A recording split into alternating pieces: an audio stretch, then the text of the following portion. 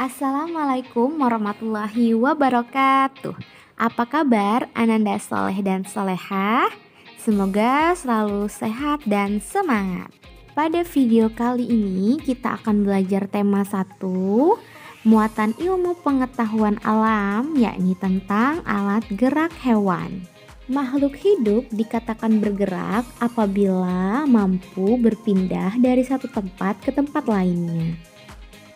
Alat gerak terdiri atas dua macam, yaitu alat gerak aktif berupa otot dan alat gerak pasif berupa tulang. Otot disebut alat gerak aktif karena otot dapat bergerak. Tulang disebut alat gerak pasif karena tanpa adanya gerakan otot, tulang tidak dapat melakukan gerakan.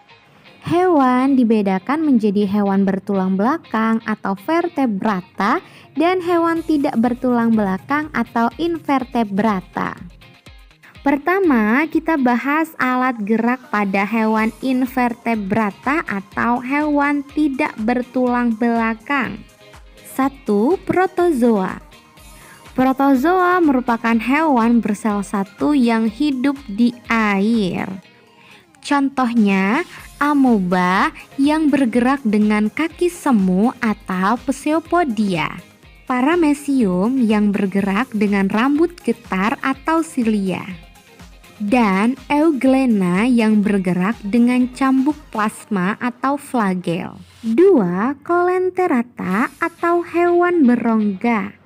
Contohnya adalah ubur-ubur yang bergerak menggunakan tentakel yang berguna ketika berenang bebas di dalam air dan juga sebagai alat pertahanan tubuh. 3. Vermes. Contohnya adalah cacing. Ia bergerak menggunakan kontraksi otot-otot di sepanjang tubuhnya. 4. Moluska. Moluska adalah hewan bertubuh lunak.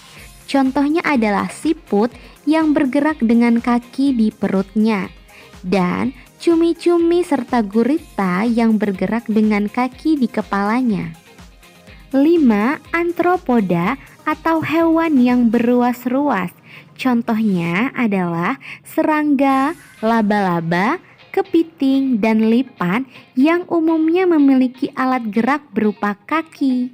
Namun pada serangga, alat geraknya ditambah dengan sayap untuk terbang, seperti kupu-kupu, belalang, dan lebah.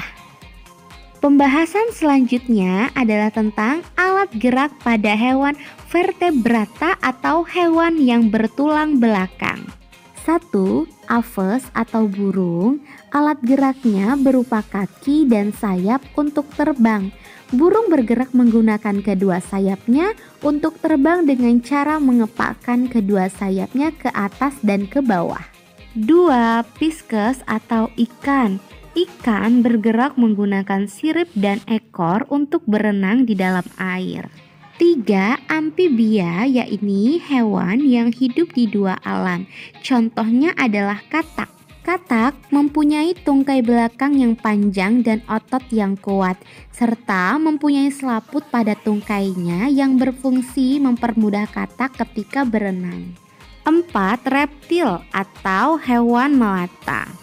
Contohnya adalah buaya, kadal, dan tokek yang bergerak menggunakan kaki, penyu yang bergerak menggunakan kaki dayung, dan ular yang bergerak menggunakan otot perut.